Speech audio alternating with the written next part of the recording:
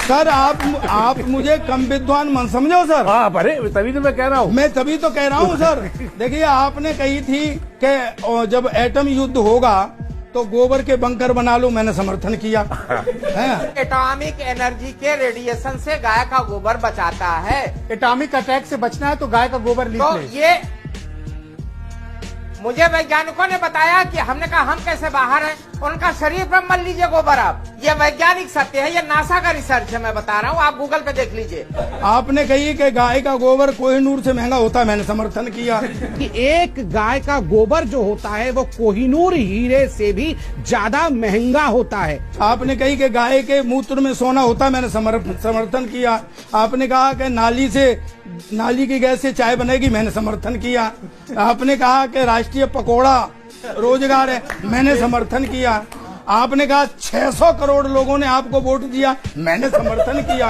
भारत के 600 करोड़ मतदाताओं ने 600 करोड़ मतदाताओं ने आपने कहा महाभारत में इंटरनेट था, मैंने समर्थन किया।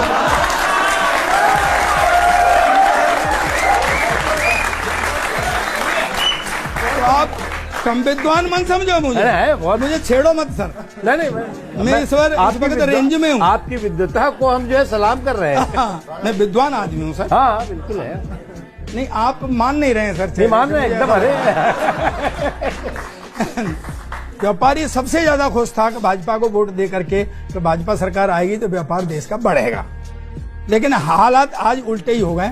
बच्चों, आप भी समझना और सुने बस कि पुरखों की जमा पूंजी औलादें खाने लगे तो 1,76,000 करोड़ अभी लठ से लिया है आपने आरबीआई से।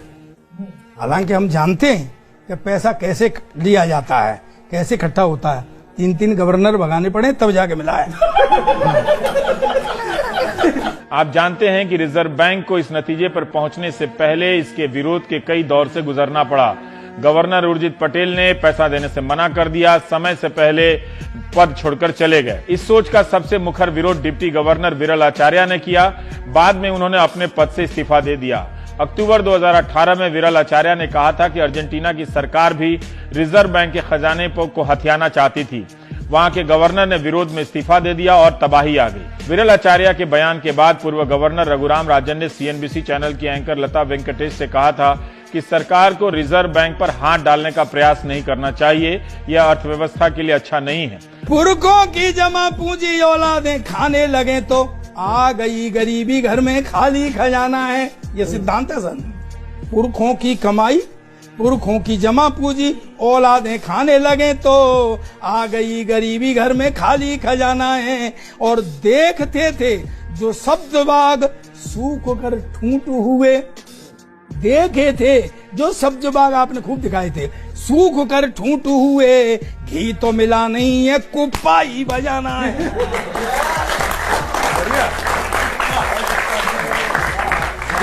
ये मुहावरा आपको क्या समझाया, आपको तो पता है।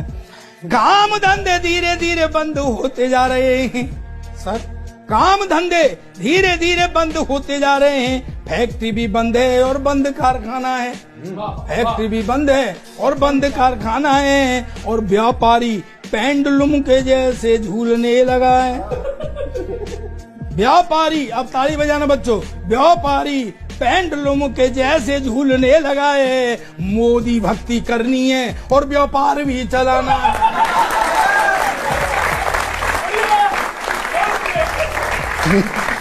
जनता की जेबें जैसे काटी ऐसे या वैसे, नकवी जी आगे क्या क्या होगा बता दो खाली।